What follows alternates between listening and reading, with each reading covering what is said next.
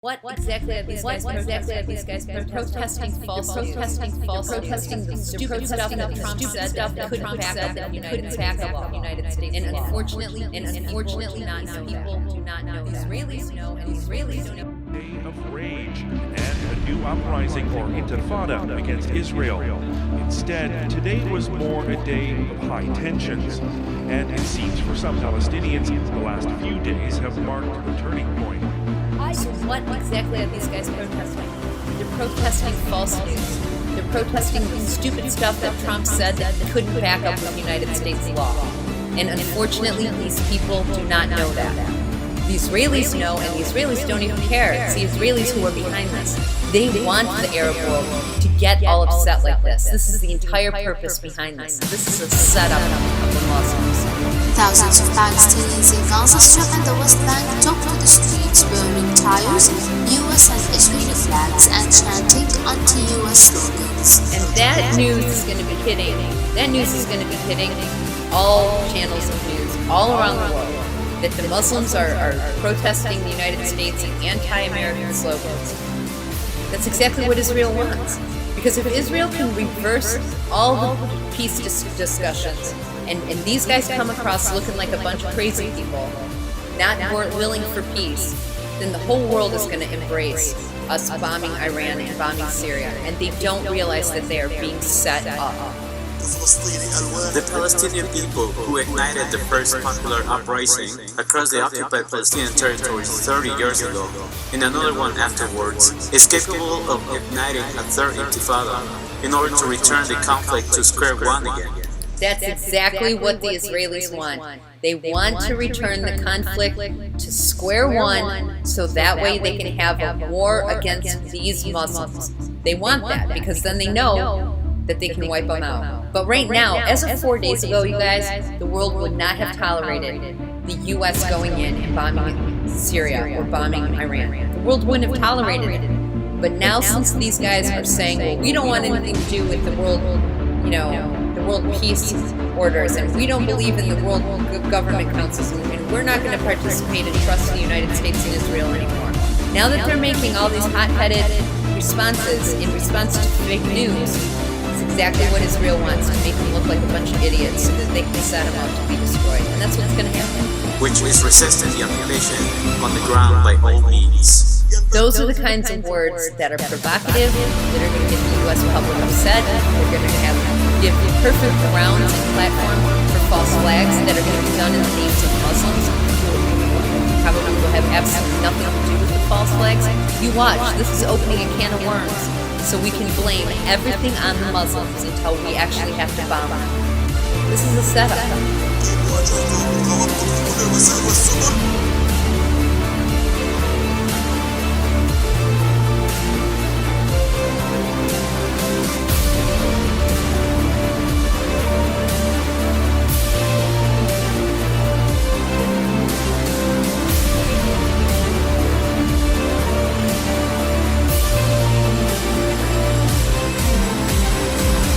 Dajjal took them for a ride. It's the last ride on which they'll ever go.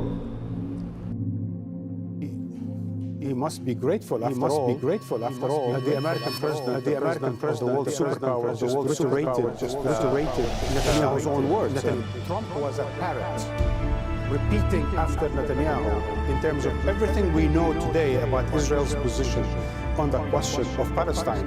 And the funny or the sad thing is that it's point by point, Barbara. I mean, it's not just, the gist of it is Israeli. We're profoundly grateful for the President for his courageous and just decision to recognize Jerusalem as the capital of Israel and to prepare for the opening of the U.S. Embassy. This decision reflects the President's commitment to an ancient but enduring truth, to fulfilling his promises and to advancing peace. The President's decision is an important step towards peace, for there is no peace that doesn't include Jerusalem as the capital of the State of Israel.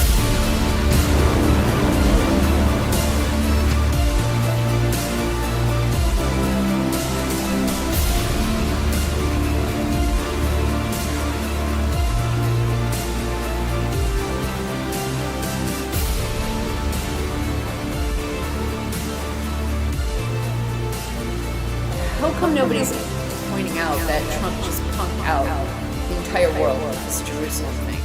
I don't know if you guys are familiar with what's happened, so I'm going to give you a summary here. Basically, over the last 72 hours, Trump has gone onto the world stage before world leaders and announced that he's moving the embassy from Tel Aviv to Jerusalem, which is a big deal. Okay, that will. I don't even. You guys can look into what the implications of that are going to be.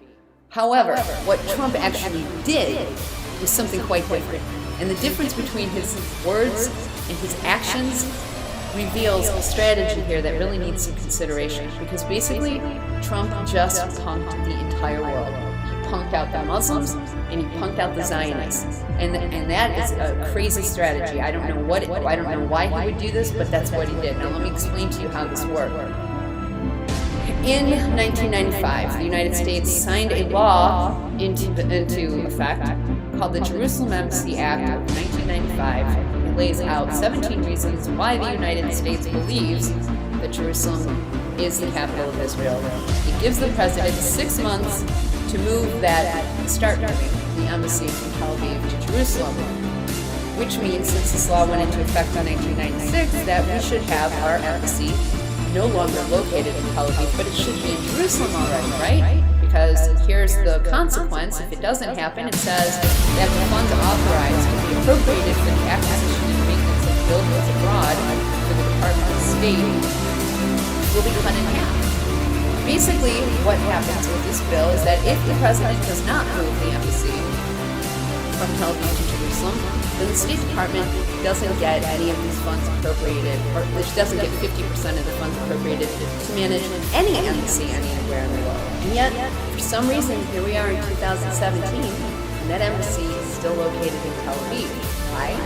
Well, because there is this convenient little clause here in Section 7. It's called the presidential waiver. And what this basically says is that the president may suspend this move if it presents Congress every 6 months with a statement that it's necessary to protect the national security of the United States. The president may suspend such limitation for an additional 6 months period at the end of any period during which the suspension is in effect, under subsection, if the president determines and reports to Congress in advance of the additional suspension that the additional suspension is necessary to protect the national security interests of the United States. In other words, ever since 1996, every president has been submitting a waiver to Congress literally every 6 months.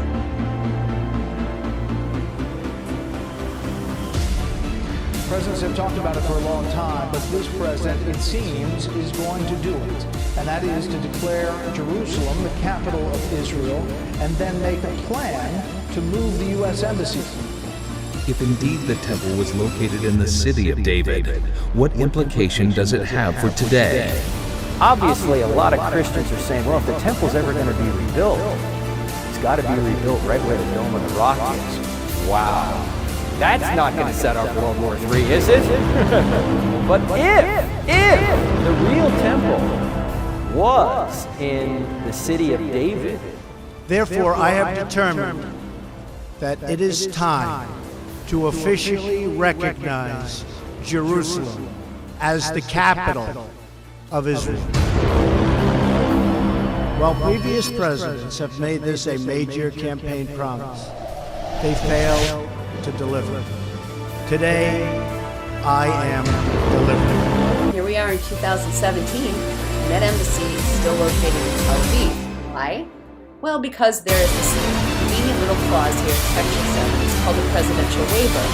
And what this basically says is that the president may suspend this move if it presents Congress every 6 months with a statement that it's necessary to protect the national security of the United States.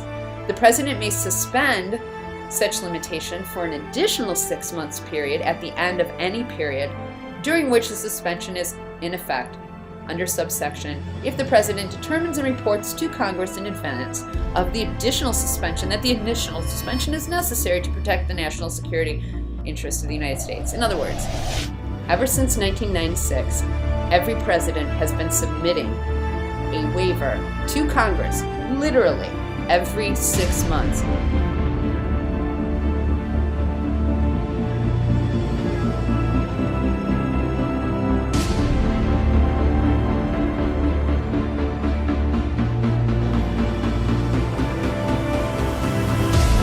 Something will happen when I become the president. As soon as I take office, I will begin the process of moving the United States ambassador to the city of Israel, as chosen as its capital. Jerusalem will remain the capital of Israel, and it must remain undivided. We will move the American embassy to the eternal capital of the Jewish people, Jerusalem. And we will send a clear signal that there is no daylight between America and our most reliable ally, the State of Israel. I can tell you that it was a very thoughtful interagency process. The president, I would say, is pretty solid in his thinking at this point. That means Obama has submitted this waiver 8 times. It means that Trump himself has already submitted this waiver once. Now, here's what's interesting to consider. That for the last 72 hours, Trump has gone before the entire world and said, we're doing it, we're moving from Tel Aviv to Jerusalem, and yet he signed this waiver which says he's not. The whole world has just been pumped by Trump. It reminds me of this phrase that we used to have in the 90s, where we used to say, psych! You know, like if I asked a friend to go get my purse out of the car and they came in and said, here's your purse, but I took all the money out. And then they'd laugh and say, psych! You know, it's being punked. We've been punked by the Trump administration, not just us. The Muslims have been punked, and I don't know how many Muslims actually would understand this law. I mean, if Americans don't even know it's on the books, I don't expect very many, Muslim countries to be familiar with this. Because it sure does look like Trump is planning to move that embassy, but in effect, he's maintained the status quo. His action is to forestall this move, just like every president has been doing every 6 months since 1995. Now, I don't know if the Jews are behind that. I don't know if the Zionists are sitting back saying, yeah, we knew he was going to do this. We weren't getting all excited about it. Because it looks to me that all the evangelical Zionists are very excited about this. See, guys, words have meaning and actions speak louder than words. Trump's actions here should speak a lot louder than his words, but I don't know how many people know his actions. So that's why I'm calling attention to this, that he did sign this waiver. Whatever he said about moving the embassy to Jerusalem, he was lying. He's not going to do it. Otherwise, he wouldn't sign this waiver. This is shocking to me. So when I hear these guys here, all of Donald Trump's children are either married to or dating Jews. All of them. The most famous of his kids, Ivanka Trump, she married Jared Kushner, who's Jewish, and she converted to Judaism herself. She actually took a Jewish name, Yael Trump. Her kids, Trump's grandkids, are Jewish. They probably call him Zadie. I got to talk about this. Your daughter recently got married. Right. Okay. To a Jew. That's true. She became a Jew. That's true. Now, what the... You hear the disappointment. Well, you know what? I hear disappointment. No, because he's a great guy. Did you wear... He's a great guy, and it wouldn't matter. I mean, it doesn't really matter, but he's a great guy. Did you wear a yarmulke, the Jewish hat, at the ceremony? No. Wow. Well, it's not a big deal. It was a Jewish ceremony. Yeah, it's not a big deal. In fact, it's possible that one did slip on my head for a little while. Is it true you refused to wear the yarmulke? No, that's not true at all. That's not true. She's a great girl. She's a beautiful girl. But it's not just Ivanka. Donald Jr. is married to Vanessa Hayden, who's Jewish. Eric Trump is married to Lara Yunaska, who's Jewish. They married under a Jewish chuppah or wedding canopy at Mar-a-Lago, an exclusive club that used to ban Jews until Trump filed a massive lawsuit against them. He gets to let the Jews in. And then there's Tiffany Trump, Donald Trump's other daughter by Marla Maples. She's not married yet, but she's dating a Jewish man named Ross Mechanic. Trump has one more kid with Melania. His name is Barron. He's just 10. So it's not yet 5 kids out of 5 who are with Jews, but I wouldn't bet against Barron dating a Jew, would you? Jerusalem as the capital of Israel. Many people overseas and in Washington disagree and have warned the U.S. president not to break with decades of historical precedent. This course of action to be in the best interests of the United States of America and the pursuit of peace between Israel and the Palestinians. Worldwide, to stoke everybody's interest in us moving to Jerusalem, making our embassy move to Jerusalem. I thought he's punked out the whole world.